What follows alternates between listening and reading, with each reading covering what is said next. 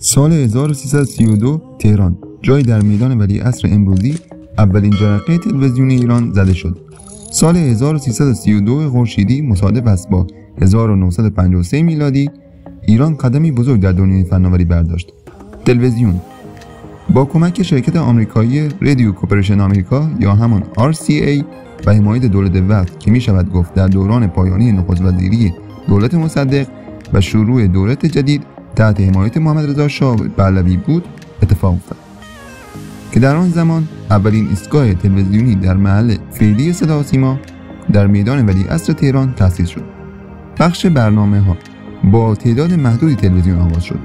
این فناوری جدید تنها در دسترس طبقات ثروتمند و مقامات بود، اما روز به روز گسترش پیدا کرد.